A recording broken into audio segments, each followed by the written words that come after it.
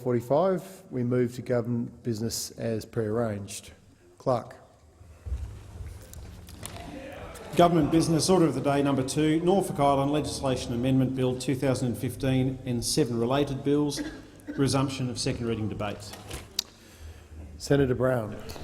Thank you, Mr Acting Deputy President, and I welcome the opportunity to speak on the Norfolk Island Legislation Amendment Bill 2015. And as the Deputy Chair of the Joint Standing Committee on National Capitals and Territories, I would say to any member of this parliament, or anyone in the community for that matter, with a general interest in the progress of Norfolk Island, they would be well served if they read the committee's report, Same Country, Different World, the Future of Norfolk Island, that was presented to this parliament in October last year. The government responded to the report in February this year, accepting the recommendations of the report, all 8 in total. The report and the government's response has bipartisan support and, most importantly, broad support from the Norfolk Islanders. All agree it is time for action. Action because the prospects for Norfolk Island's future was bleak in the wake of a marked decline in tourist numbers as a result of the GFC, a serious budget deficit and ongoing financial management concerns. The purpose of this legislation is to draw a halt to the downward slide, to address economic development on Norfolk Island, to address declining employment, to create growth in tourism, to better manage the island's revenue and expenditure, to bring an even greater confident outlook to the community of Norfolk Island and a satisfaction to the lifestyle of the islanders equal to other communities on the mainland. This legislation, Acting Deputy President, follows the bipartisan support for the recommendations of the report I mentioned earlier, Same Country, Different World, the Future of Norfolk Island. The first 2 recommendations deal with adopting a new governance model for Norfolk Island. The third recommendation is that the Commonwealth assume responsibility for key infrastructure items on the island, the Cascade and Kingston Piers, and upgrade them to Australian standards. Very critical for the island, Acting Deputy President. The fourth recommendation, in line with the third recommendation, is that the Commonwealth purchase multi-purpose barges for Norfolk Island. This vital infrastructure is paramount if the community is going to have access to food and fuel security. If the pier and all the barges are out of action, the community comes to a halt. It is not an uncommon problem to the island communities around mainland Australia. The fifth recommendation deals with upgrading roads, another vital piece of infrastructure. The remaining recommendations deal with provisions of expertise from Commonwealth agencies to promote tourism and cottage industry on the island, and that the Commonwealth take quarantine control matters. The objectives of the legislation is to reform government's arrangements of Norfolk Island, the extension of mainland social security, immigration, health arrangements and changes to the tax system on Norfolk Island. The Norfolk Island is a remote community, Mr Acting Deputy President, and currently it does not receive social security benefits, access to age pension, access to family tax benefits, and does not fully participate in the Australian taxation system. This legislation introduces changes through a transitional period over the next 12 months so that from July next year, July 2016, Norfolk Island residents will pay income tax and other direct federal taxes on all their income. The introduction of the mainland social security and taxation system will have an enormous consumption and economic benefit to the island. These systems will provide confidence for investment in the island. There is strong bipartisan support that the Norfolk Island Legislative Assembly be transitioned to a regional council. This has not been welcomed by some, though, Mr Acting Deputy President, on Norfolk Island. The fact of the matter is that the Norfolk Island Legislative Assembly model has failed on many levels. The priority must be what is in the best interest and welfare of Norfolk Island and Norfolk Islanders as Australian residents. This legislation transitions Norfolk Island to a regional council model. The establishment of the regional council will be in consultation with the islanders and the Commonwealth and the State Departments of New South Wales that will take responsibility for service delivery arrangements of state-type services. The Regional Council established on Norfolk Island will make decisions about what services he can manage and deliver.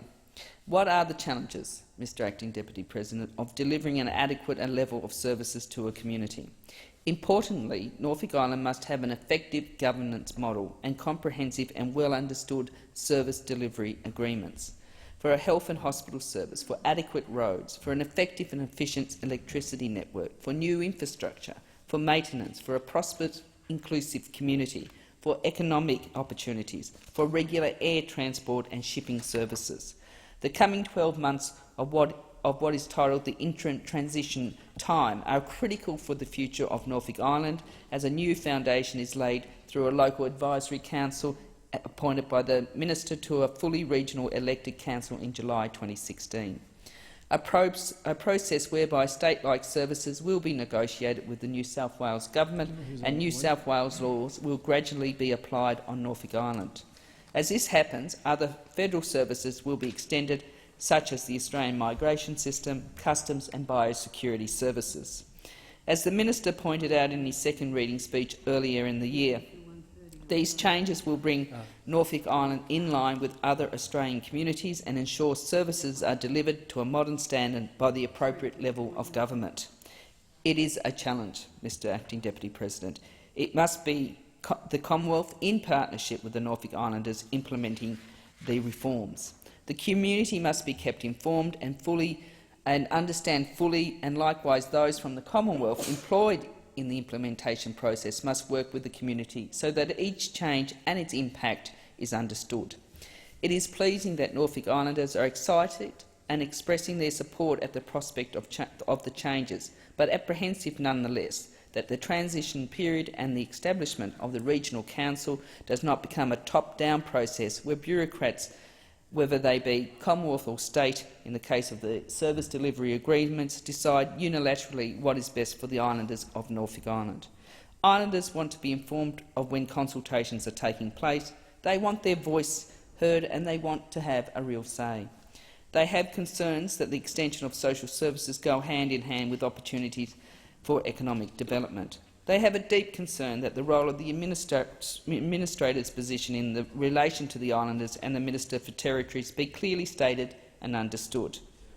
Islanders want to see their community prosper, and I commend the bills before you to the chamber.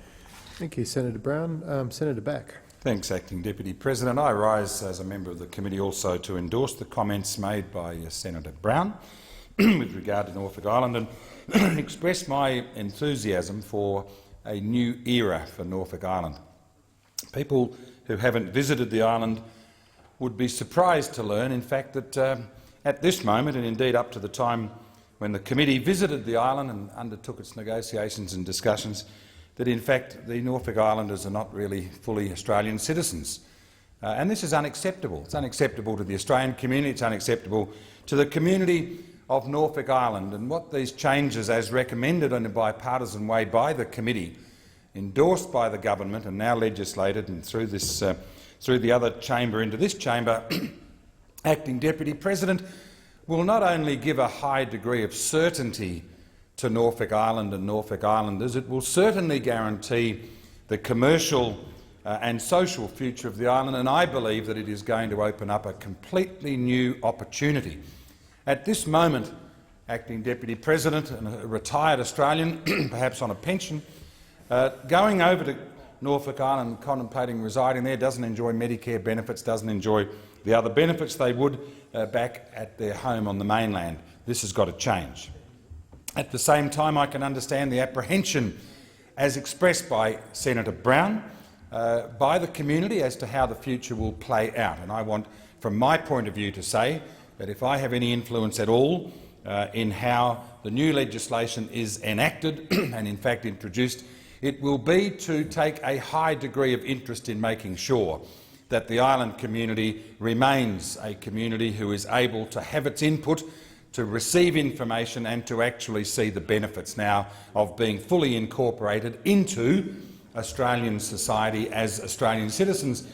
And I haven't inquired, Acting Deputy President, but I certainly hope the current practice of having to have a passport, take a passport, and depart from Sydney through the international terminal and be treated going to Norfolk Island and coming back from Norfolk Island in some way as a foreigner, I hope that stops, because to me it was one of the strongest expressions of the gap between Norfolk Island and that big large island to the west of it, which is mainland Australia and of course Tasmania. Acting Deputy President, there's only one area of concern I want to express, and I have done to the committee, I have done to the Minister with responsibility, Minister Briggs, as I have indeed to the Assistant Treasurer, Mr Frydenberg, and it relates to second and third jobs on Norfolk Island. As you know, having been responsible for the management and administration of an island myself, I am only too aware of the limited amount of labour that's available on an island. Let me give you an example. Somebody might be working as a mechanic in a workshop on the island, and the vessel comes in that delivers freight.